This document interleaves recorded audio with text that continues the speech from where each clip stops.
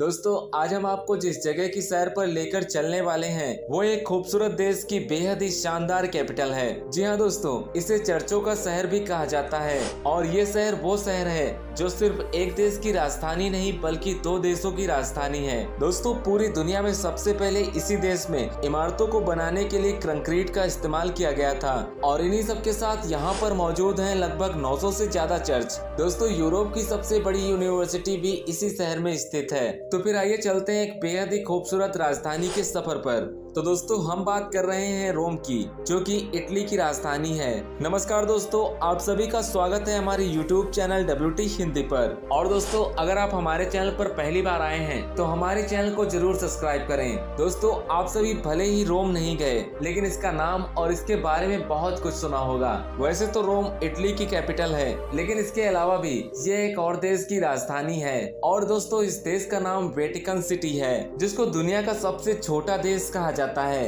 रोम को 7 पहाड़ियों का शहर, प्राचीन विश्व धरोहर का शहर और पवित्र शहर के नाम से भी जाना जाता है। रोम शहर 1871 में इटली साम्राज्य की राजधानी बना था और साल 1946 में ये इटली गणतंत्र की राजधानी बनी। टूरिस्ट दूर दूर से रोम में घूमने के लिए आते हैं और यहाँ पर मौजूद खूबसूरत टूरिस्ट प्लेसेस को एक्सप्लोर करते हैं। दोस्तों रोम शहर करीब 1285 स्क्वायर किलोमीटर में फैला हुआ है और यहाँ पर रहने वाली आबादी तकरीबन 28 से 29 लाख के आसपास है। दोस्तों प्राचीन समय में रोम एक साम्राज्य हुआ करता था और इसके पहले राजा रोमुलस को माना जाता है और माना जाता है कि उन्हीं के नाम पर इटली का नामकरण हुआ था। रोम में स्थित कोलोसियम के बारे में आप सभी ने कभी न कभी जरूर सुना और देखा होगा। ये दुनिया के 7 अजूबों में शामिल है और यूनेस्को द्वारा इसे विश्व धरोहर स्थल का दर्जा दिया गया है। दोस्तों इमारतें बनवाने के लिए और सड़कों को बनवाने के लिए सबसे पहले कंक्रीट का इस्तेमाल 2100 साल पहले सबसे पहले इसी देश में रोमन लोगों द्वारा किया गया था। और दोस्तों माना तो ये भी जाता है कि दुनिया का सबसे पहला शॉपिंग मॉल भी